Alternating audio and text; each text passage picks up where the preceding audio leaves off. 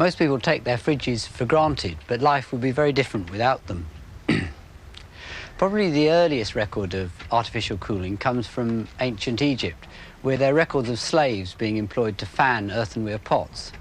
That was the same idea as this, the earthenware milk cooler. You put water in the dish down below, and that keeps this cover wet, and it's the evaporation of the water that cools the milk inside.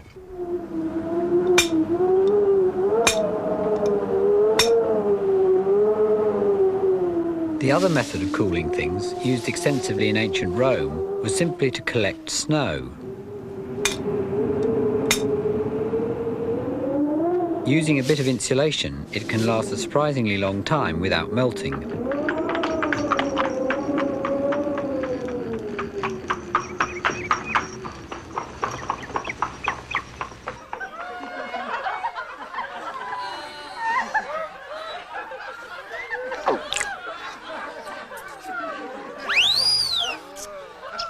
The Romans not only cooled their wine, but they also made ice cream. By the 19th century, various other liquids had been discovered that evaporated much faster than water, like alcohol. If I dab some on my hand, the cooling effect is quite noticeable. It's evaporating so fast, my hand's almost dry already. And this produces even more rapid evaporation. It had been discovered that various gases, when they're compressed, can condense into liquids. And in fact, this is carbon dioxide in this cylinder, and under pressure, it's actually a liquid at room temperature. If I open the valve, it'll shoot out of this pipe and evaporate very rapidly back to a gas, and the cooling effect is quite dramatic.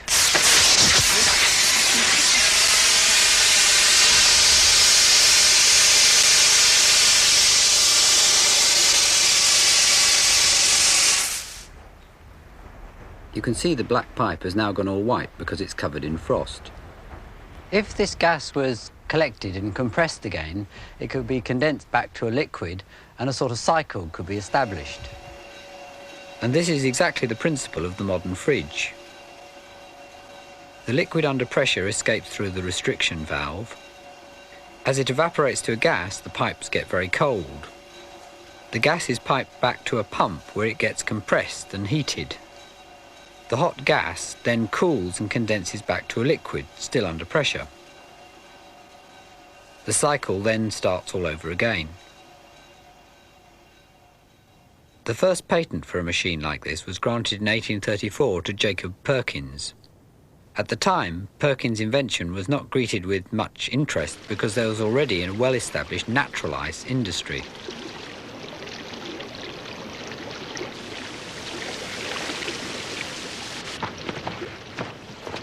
Ice was cut from the lakes in America on a vast scale.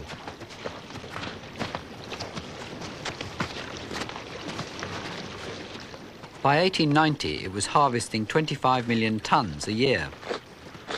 Britain imported over 500,000 tonnes, partly from America and partly from Norway. It was stored in giant wooden ice houses where it could last all summer.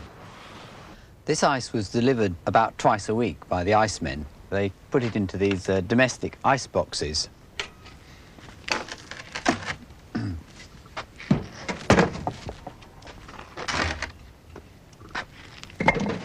The ice went in the top and the food goes in the bottom.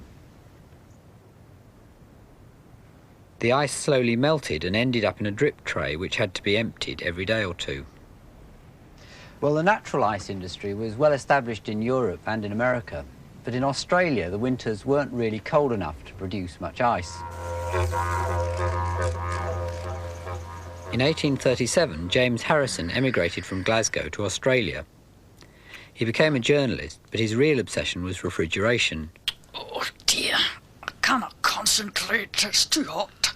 If only I had a wee machine to make ice. Aye.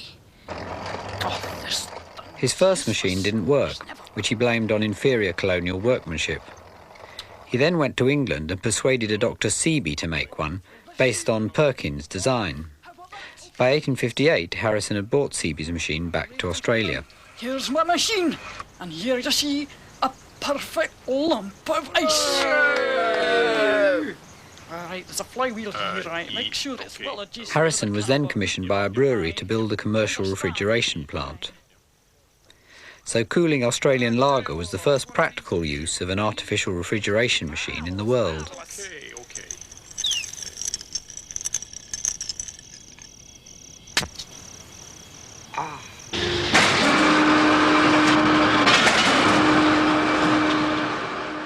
Ice factories soon opened up in England in competition with the natural ice warehouses. The Lowestoft Ice Company was one of the first, as David Forster remembers. The ice company originally began in 1898, and it was my great-grandfather, Mr. W.F. Cockrell, who decided that ordinary ice from the glaciers, the Norwegian glaciers, wasn't sufficient for good quality ice, so he decided to make artificial ice using ammonia refrigerant, which happened to come on the market in the 1870s, 1890s.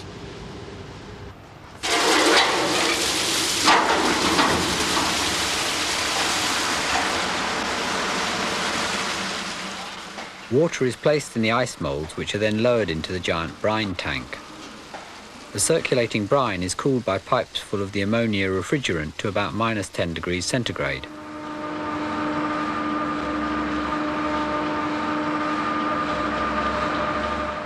The brine tank is vast, the size of a public swimming pool.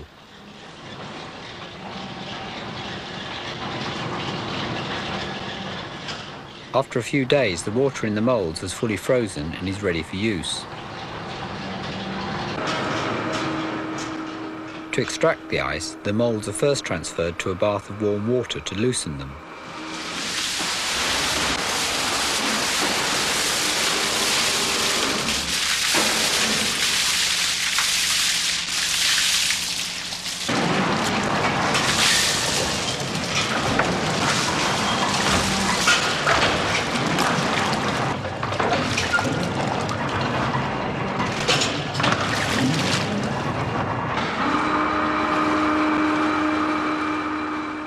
Although this process looks very impressive, today there are much quicker and cheaper methods of making ice.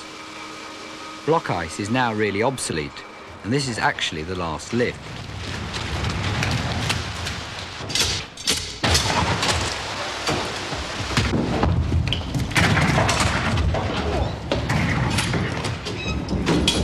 It's rather sad to see the last lift. It's on the floor there. These are the last blocks that are ever These going are to the come last out blocks, of, actually, the very last blocks. It's a very old-fashioned way of making ice, and it's not really very viable nowadays.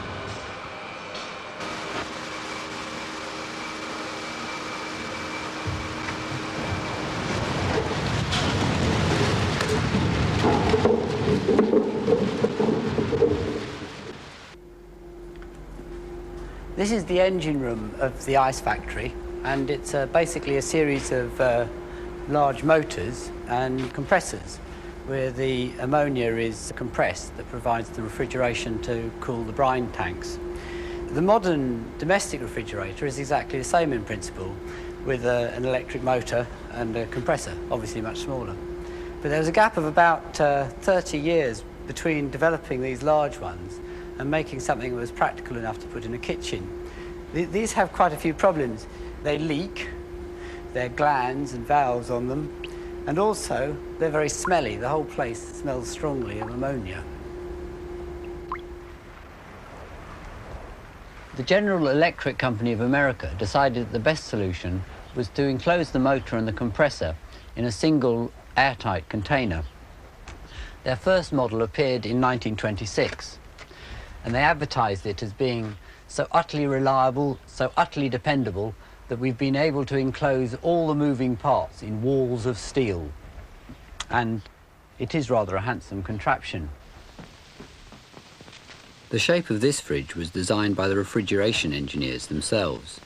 Here it's being demonstrated by Betty Davis in 1935. Good morning. Good morning. My dear, why didn't you wake me up? Oh, there's nothing to do, really. And people quarrel with the inconvenience of living so far out. It's really been the most delightful weekend I've had in years. I wouldn't live anywhere else. Of course, there's a difficulty of service. By the 1950s, specialist industrial designers and stylists have been brought in. They change their fridge's appearance every year or so to keep in fashion and to present a sophisticated image.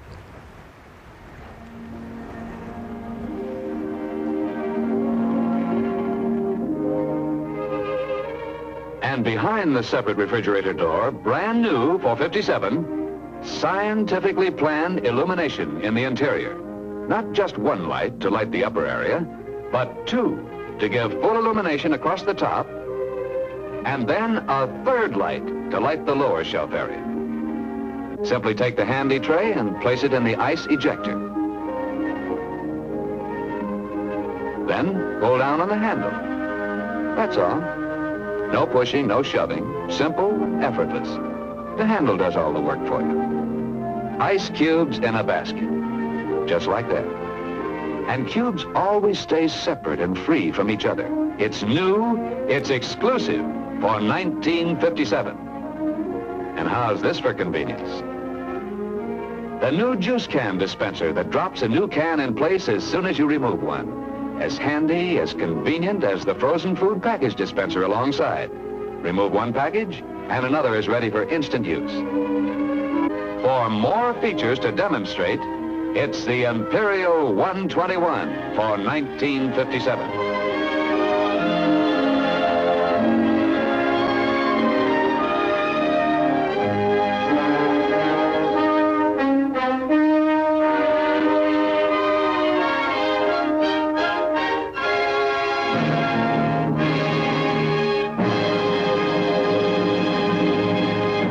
The modern fridge really is exactly the same as this one. It looks a bit different because the pipes and the motor and the compressor are now rather more discreetly put at the back of the fridge, the motor down here and the pipes up the top. Here we've cut the pipework circuit out of a modern fridge. This is the ice box, which is also the evaporator coil, pressed out of 2 sheets of aluminium. This is the sealed unit that contains the motor and compressor, and the hot gas comes out here and it's cooled and condensed back to a liquid in these pipes at the back. Well, you can't actually see what's going on inside the evaporator, so Rex and I built this model in which we've replaced the evaporator by this glass jar. This is the liquid going into the evaporator here, and it's evaporating inside the jar and returning to the compressor as a gas. I can feel the jar getting cold, and the coils at the back are getting quite hot. The flow is controlled by this valve, just like the valve on the carbon dioxide cylinder. And in fact, early fridges had valves just like that, but we've been having great trouble to get the setting on the valve right.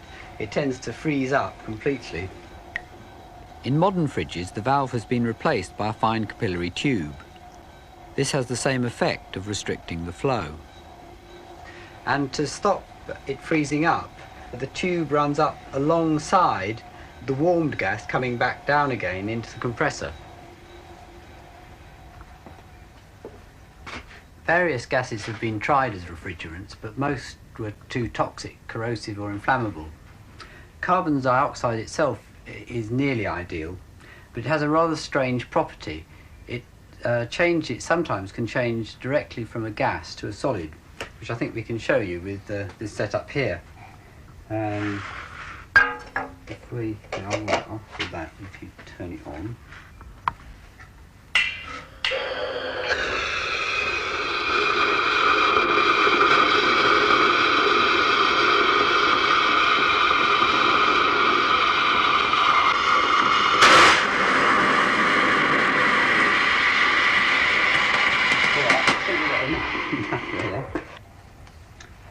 This so-called dry ice, it's very useful stuff. It's used for keeping things cold, and it's also used theatrically for creating effects of mist when it's usually put into hot water. But it wouldn't be much good as a refrigerant because the solid could keep blocking up the pipes.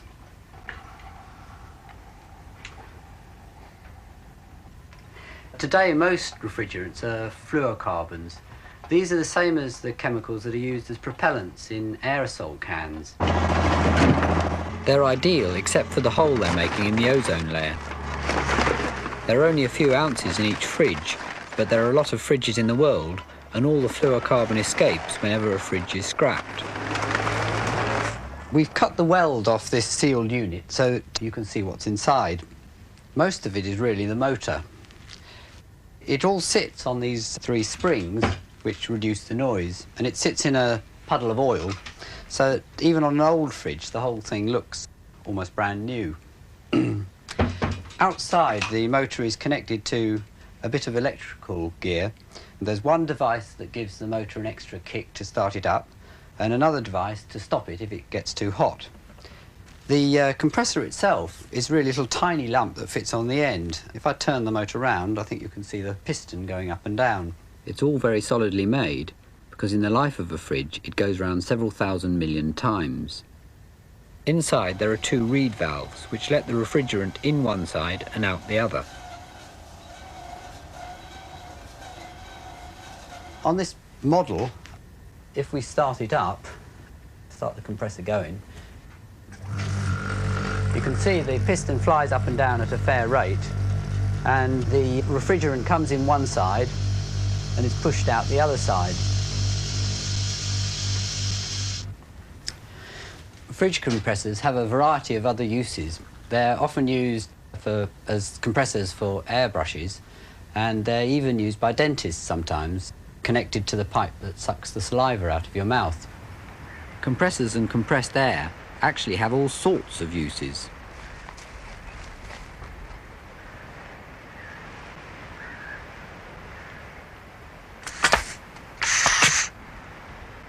This capsule gun works entirely on compressed air. I made it a few years ago to simulate bullet hits for films and TV. It's by necessity a bit complicated. The mechanism inside is a real plumber's nightmare. Here you've got a reciprocating cylinder which actually drives the bolt forwards and backwards. When the capsule is put inside the breech and it goes to full extremity forward, it fires compressed air down the barrel. It fires many types of capsule. This one as a blood capsule, and it would simulate a blood hit. And of course these little fellows, which are actually explosive capsules, and they give us a shower of sparks and a mild explosion when they hit. Meanwhile, back inside the fridge, the compressor is pumping the refrigerant round, but it still needs something to turn it on and off at the right temperature. It does this with this fine tube full of a liquid. The liquid expands as the temperature rises, and that pushes out this small bellows at the end. We've got one of these thermostat switches set up on this model here. If I hold the end to raise the temperature, the bellows will expand, and at some point the contacts on top will flick over and the compressor will start up. Sometimes takes a little while. Perhaps it's not going to do it.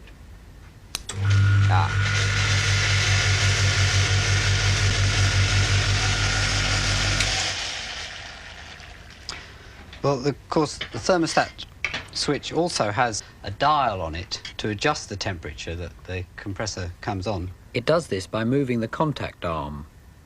The closer the arm to the bellows, the less the bellows has to expand to flick the switch. Thermostat switches have hundreds of uses, wherever something needs turning on or off at a particular temperature. This is a water clock I built a few years ago with a friend. On the hour, water is released from a tank on the roof, and this starts it all working. It was important to stop the water freezing on the way down, so we fitted this thermostat to turn everything off whenever the temperature falls too low.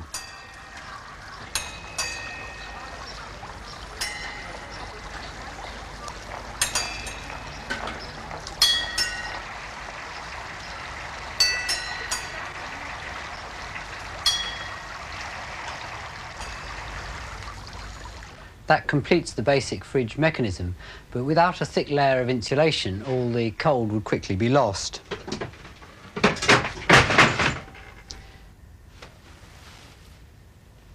This fridge has a blanket of fiberglass, just like roof insulation.